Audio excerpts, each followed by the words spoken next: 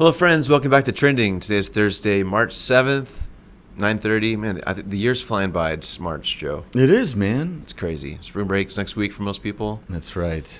Year's flying by. That's right. Are you guys doing anything for spring break? No, I'm here, I think. So my kids will be home with Tilly, and I'm sure they'll find things to do. But Yeah. Okay. it's spring break, or as I like to call it, spring regular. Spring regular. When you're an adult, it's spring regular. That's right. So, but Long gone are the days. yes. What you guys? Are you around? We're around. We go to hockey this weekend, but we're around. So I think it just starts the lacrosse season. So Yeah, that's cool. hockey gives way to lacrosse. Nice. Your kids are like the champions of the underdog sports. I love it. That's the way to put it. What's going to be next? Like horseshoes, cornhole, Those are too mainstream for you. Jai-alai. Oh, I love it. Yes. All right, man. Well, this, as always, is a lot going on in the world. This is kind of a big week in American news world. Yeah. So obviously, Super Tuesday was a couple days ago. Nikki Haley dropped out yesterday. Tonight's the State of the Union address, which is a big deal to some people. Yeah. You and I don't like talking about politics on here. We're not going to today, so a fair warning. That's not where we're headed. But it is obviously a lot on the top of people's minds, and it's an important week. So I thought we could talk about this, Joe. I wrote an article a couple of days ago. I think it's going to be published soon. I'll maybe post a link somewhere. But I think there's this continuing, interesting. I don't know if pressure is the right word. I remember when I was in Mays High School in 2006. I remember several of my teachers. They just really pushed on us that it was really important to be informed, to be like a healthy adult means at the time it meant you read the newspaper. You watch the news, you kind of have an idea of what's going on in the world. And there's this idea that it's kind of like embarrassing if you don't know what's going on in the world. Like if you don't know about major U.S. politics stuff or world events, like being an adult means you know what's going on. And I think that impacted me, and it's still true to me today. But I think over the past, decade or whatever, the evolution of cable news, the Twitter and all the news online, and like I think we're just, whether you want to or not, you're just bombarded with news. I think today we just know more than we did a generation ago about really everything. Like people know about what's going on in Ukraine and Russia and Palestine and Israel, and like we have instant access to the thoughts of pretty much anybody in the world, and that's a relatively new thing for us to have this much information available to us all the time. Mm-hmm. And so I'm facing this kind of wrestling match with how do we stay informed without just killing ourselves with too much information. Sure. Most of the news is not good news. A lot of what makes headlines is bad and heavy and violent and divisive, and like that's what makes the headlines is all this heavy stuff. Right. And I think we know that that's not good for us to take in so much heavy, hard news. Like I don't think our bodies, our brains were designed to carry this much bad news. Like it's hard for us to know so much bad news. Yeah. And so this week when politics is kind of in the headlines on people's minds, again, I think I feel this pressure to know some of the poll stuff or some of what, like there's kind of this pressure. You should watch the State of the Union tonight. We should know which candidates are doing what. That feels like the right adult thing to do, to kind of know what's going on. But at the same time, like it's just heavy and most of it's frustrating and depressing. Yes. So how do you, as you've aged gracefully, how do you wrestle with staying informed but not taking in news so much that it just overtakes your thoughts completely? Does that make sense? Yeah, I mean, there's so much to say here. First, I think the folks at Mays High School in your years, I think they gave you a great lesson there. Like, we should be informed. Of course, history shows that if people aren't eager to know, and if we don't have a free press to be able to express and to inform, to alert to certain things within the halls of power, this is devastating for human flourishing. Yeah. As people of faith, we're people of tradition and being informed by the book. We're the people of the books, you know, the books of the Bible. And so, of course, we give ourselves to study, to discussion, to memorization and to meditation, and then trying to act out what we get to their end. So, but there's certainly certainly an unprecedented time. Someone once said, and I don't know if it's how accurate it is, but I think it was a helpful image to consider. But you can kind of carve up the Western world, the Latinized world, into pre-modern, modern, postmodern. We're probably in a post-modern. Yeah. And maybe before we die, there's like a post-modern. Post-cube. We can only hope. Post-cube. Heard it here first, right? So in broad strokes, pre-modern, like this is kind of like pre-education. Most of the world at that time, even in the Western world, wasn't properly educated, wasn't literate, and so you would have to kind of rely on the authorities. Yeah. In religious settings, you rely on the priesthood, those who were able, with all their book learning, to inform us about, even to read the text of the Bible and to interpret what it meant and how we should live it out today. Yeah. And then, of course, universities, printing press, Bible in our own languages begins to change society, right? Yeah. And rights therein begin to be embraced by people and exercised by people, right? Yeah. And I think there was a sense that this was going to go in the right direction. And by all means, this has been a good thing for humanity. But someone once said, like, in the pre-modern era, someone would have been given access to the amount of data in one Sunday edition of the USA Today or something like that, like in their whole lifetime. Right. But we could take that in an afternoon. Right. And then the next afternoon, we could take in some more and some more and some more. Or that evening, there'd be something new. That's right. So this is where I think, as biblically shaped and soaked Christians, like, we're in uncharted waters, because the audiences that the biblical text is writing to are not like us. They would have been exposed to very little of what's going on in the world today. It's why, like, even in the Old Testament story of Israel, like they're surrounded by political powers, but they seem to be caught off guard by this empire forming and getting bigger and so on and so forth. There is some satire pointed towards these communities. There is some references to these different kings and rulers and leaders, but it's kind of like a small portion of what their sprawling story is about. Okay. You get into the New Testament, and the church doesn't seem to be too bothered by the fact that they're not cherished by the world leaders. There's this line where the Apostle Paul says that it's not like these things were done in a corner of the world, but I think he's saying that tongue in cheek, because Galilee, Palestine, was really a small corner in regards to the sprawling interest of the Roman Empire. And the book of Acts, if you can kind of like zoom out a little bit, the church didn't seem to be all that eager for politicians to like them, to even know about them. There are times that Paul gets to preach in front of politicians, but he's not trying to gain their favor so that he can sit with them in the halls of power and try to insist on policy changes. He just wants to see them become Christian. He wants them to have an allegiance to Jesus. That's all that he wants. And then he kind of goes on his merry way. And so we really are kind of in an unprecedented hour, because it seems like there are a fair amount of Christians who feel like the fate of our faith really does hang in the balance in every election cycle. So therefore you have to be informed, and therefore you have to promote. And then if you're promoting something that maybe your neighbor doesn't promote, you have to then kind of contend with them so that our side can be adequately represented, so that our faith can flourish, and so on and so forth. So we really are kind of in unprecedented times. I've said it before, but in the 2020 election cycle, for the presidential election cycle, there was an article in New York Times saying, like, according to this poll, and of course polls are flawed, but they were pointing to this idea that 1 out of 5 out of every 10 Americans really are up to date on all the scoop going on inside the Beltway in D.C. So 8.5 out of 10 don't really know. And so we just have to like kind of slow our roll here a little bit, because if we are wanting to be so informed and so sharp on these issues, there's a good chance that 8.5 out of 10 people in every room that we're in, they're going to be kind of nauseated by the conversation, maybe at its worst, or just not really all that interested, at its best.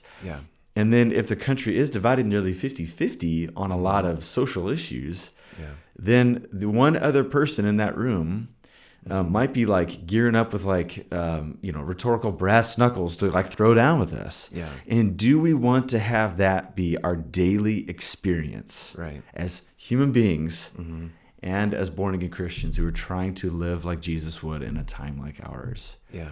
So I think that's a bit of the things that come to my mind when we talk about this issue of how much is too much. What truly is our task as citizens who want to be informed and who want to engage, but also want to engage with our faith in mind. So there's just a couple of thoughts that I have. Yeah, no, that's good. Well, obviously, I've been kind of thinking about this, and so one of the scriptures I've been kind of wrestling with is you'll have to help me out. It's Philippians, I think, where it's whatever's true, whatever's noble, whatever's like we're supposed to think about those kinds of things. Do you remember offhand what are the things we're supposed to? Well, it's chapter 4, and I think I memorized them in an old translation, which is like it's probably different now. Yeah, so, but you get the gist. Like whatever's true, whatever's holy, whatever's noble, whatever's those are the things that we're supposed to dwell on, right? Like that's what Paul instructs us to do. But part of being human, reality is like we just have to think about things that aren't those things, right? That's part day to day. Yeah. We have to think about things that aren't very pleasant. Yes. And right now, that includes a lot of news and politics and world wars and events. And so I guess, do you have any insight or advice on that? How can, in a world where that's the reality, we're going to come into contact with things that aren't very pleasant to think about.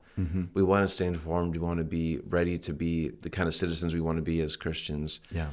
How can we live in that world, but also reverts to whatever's true, whatever's holy, whatever's noble? Like how can we hold both of those things? Does that make sense? That's great. I think this is why public worship is so important, because one of the facets of public worship is that it does allow us to come into a place where everyone's dedicated to set our minds on things above and not on earthly things, as Paul says in Colossians chapter 3. At least that's the hope, I think, that people come to worship. Even those who are like politically active Christians, I think they say, okay, can we take an hour and we can pray about these things. We could even pray for a certain politician that I'd like to see succeed. Yeah. But ultimately, we know that there's a bigger story going on, and we're just kind of a small episode in that bigger story. Yeah. And Jesus may or may not use what political episode is going on right now. He might use it a very little or very lot. We have no idea. We probably only recognize that in hindsight.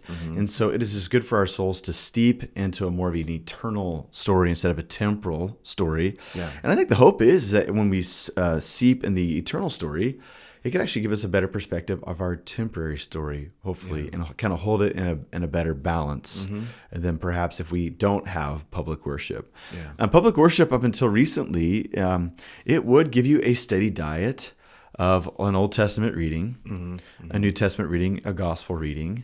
Yeah. And those are different headlines than what we get on like the Fox News page, CNN, MSNBC, all of them. Yeah, insert your favorite media outlet here. And I think it does allow us to have a bit of a split screen. And I think what's going on in the book of Revelation, if you read Revelation correctly, a good Michael Gorman title of his book, or more responsively, we'll see that it's meant to have a split screen. There is great calamity on the earth. Yeah. But it seems to be a picture of this victory that God is enacting in the heavens. And therefore, if you feel like you're all alone in the midst of this tumultuous time on the earth, keep in mind that God is working on the behalf of the redeemed. He's bringing his story to its rightful conclusion. Therefore, we can be emboldened and be given hope in the midst of our trying time today. Yeah. So I think public worship certainly helps. And so I would just say this: if you are worried about times like these, all the more reason to come to worship on Sunday. And it's not to like boost attendance numbers. Who cares about that? I'm just saying, no, I think it's actually good for our souls to steep in a different and endearing story, because these headlines today will be awash. To use the language of Jesus figuratively here, what's the headlines of today will be thrown into the oven tomorrow, and there's going to be a fresh set of headlines. Yeah. So what's actually good for our souls, an anchor for our souls, is to meditate on the long, enduring story of God. Yeah. It's actually good for the disciple to have that perspective as we navigate these interesting times. We've talked before, I think I've heard you speak before about how you've said something about the line of the current generations, especially maybe the younger generations, are wanting a faith older than their oldest pair of jeans or something like that. I've heard you say something like that. Yeah. And I think we get it's natural, I think, for all of us to get so caught in the like what's happening right now, look into the immediate future, look into the immediate past. But like, what you're just saying. I think we can find some comfort in something our faith has gone on for a long time. A lot of these things feel new, but Christianity has gone through a lot of other difficult times throughout history, and our faith has prevailed. And so I think I'm not very good. Like, that's not my first instinct, is to have that kind of perspective. But I think that'd be wise for us if we're stressed or anxious about the current times, to remember this thing goes a lot longer than we have been around, and it's withstood this before, and it will withstand anything that we're going through now. So kind of is looking back one of the healthiest remedies for the feeling stressed about the present? Is that what you would say? I think so, because what you see a Christianity that's endured, but I think a Christianity that's also been in so many different episodes of world history. We might be in an unprecedented one now, for sure. Sure. The Bible says that there's nothing new under the sun, and I believe that. But I do think that there hasn't been a day quite like ours, and so history can't get us all the way there, because there's not a verbatim moment. Yeah. But I think that we can be emboldened. I think that's the rhetorical device that the writer of Hebrews is using in Hebrews 11, where there's this great stitching together of some of the people who've walked with God and their varied experiences, and the common denominator, the ocean of sameness underneath all of their witness, is a God who's been with them. Yeah. And I think in moments like this, when we're overwhelmed, we feel like our mental health is being ransacked, by all these different forces outside of us. We can feel alone, and I think that's what makes it more dreadful. We do feel like we're exposed, we're vulnerable. Is there anyone there for us? And we reflected on this in a study that we were in at Ridgepoint this last week. We were in the early parts of Genesis, and we grapple with the first character in the book of Genesis to name God. God's... there's other names going on, and people are naming, like Adam's naming the animals, but the first person actually, as they reflected on their experience, got to name this God in the heavens, was Hagar, this banished maidservant of Sarah, and she calls God El Roi, the God who sees me. Yeah. And she was in a moment of distress. Yeah. And what she needed most, her existential need at that moment, was to be seen. Yeah. And I think as we see the waves of political movements and rhetoric and events that happen, and this town hall, they said this, and their follow-up, they doubled down on it, and this ghastly, and so on and so forth, and wringing our hands about maybe how unfortunate the future is going to be. I think what's good for our souls is to say, I call upon the name of God, whose name is El Roi, the God who sees me. Yeah. And therefore, that could be like a buoy for us, even though we're kind of getting ready to approach some massive tidal waves, perhaps in our culture. Yeah, man, I really like that. That's good. Yeah. Kind of last question, we'll wrap up here. Okay. One of my hopes, dreams, whatever, for Ridgepoint is that we can just be known as a safe, peaceful alternative to the world around us. I would love it if our church was just known as just healthy people who don't get caught up in some of the culture stuff. Yeah. So, and I don't want to put my agenda out there or whatever, but if people watching, listening want to be that kind of person they're a steady presence in the midst of a turbulent world. They're able to hold on to the hope of Jesus in the midst of the troubles around them. Do you have any advice for how can we be those kind of people day in and day out? Anything else that you want to tag on to how we can be those kind of people? Yeah, something I'm going to challenge myself, because the older I get, the more I'm concerned. I'm raising kids in this world, and so. And I think what I'm going to try to do, and it may be helpful for others, is when someone doesn't agree with me and I don't agree with them, I want to try to pry a little bit and say, because there's probably a reason why they hold so firmly to something that's different than me. I do believe that all of the important truths in our lives are held in community. People came to that conclusion because they held it with other people. I think there's a story behind it. Yeah. And so I think I want to just give myself to asking follow-up questions. Why is this political perspective the one that you hold on to, and not in the way as they're talking, beginning to formulate, my rhetorical response. No, just try to get to know their story. Yeah. Because I think at some point down the chain of them putting that thought together, there is something that we can relate to. Yeah. Even though we might disagree ideologically, and I want to begin to have fellowship with them there. Yeah. And so to try to build a bond instead of, dig in trenches and lob rhetorical bombs at one another and send headlines countering their headline. I mean, it's just not going to be healthy for the long haul. Yeah. But to connect with them, to share fellowship where we can share fellowship, because this era of time is going to be replaced. Yeah. But that relationship is hard to replace. Yeah. Relationships are hard fought, man. It takes 1,000 conversations to, I think, bond with somebody. Yeah. And are we really willing to just kind of leave that person by the side? I hope that we're not. Yeah. I think the Lord would lead us to experience koinonia and fellowship, partnership with people. Mm-hmm. And so ask follow-up questions, try to find a connection, and then keep it there. Yeah. For now, just keep it there and relate with them there. And then we'll see what happens in the next turn of us as a community together. Yeah, that's good. I really like your takeaway of come to worship. Like set aside an hour or 2 or 3, heaven forbid, maybe 3 hours where you let all that aside, get together with people who you're on the same page with your faith, and just let that be your focus for a couple hours. I think that's very healthy for all of us. So, yeah. I like that. And I encourage us, like at one point, like to really listen to people sing around you. There's something very powerful about being in a room with people sing in unison. Yeah. It's more than, I think, it's like one of those tacit knowledge things that Polanyi talked about. Like more than our words can say, we know it to be so true and so good. Yeah.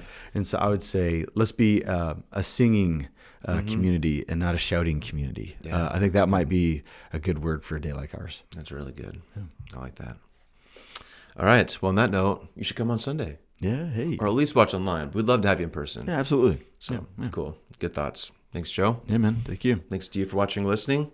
Hope you can find some peace and steady calm in the midst of the craziness. Yeah, man. So, yeah. okay. Hope to see you Sunday and back next week. Yeah, see you next time. See ya.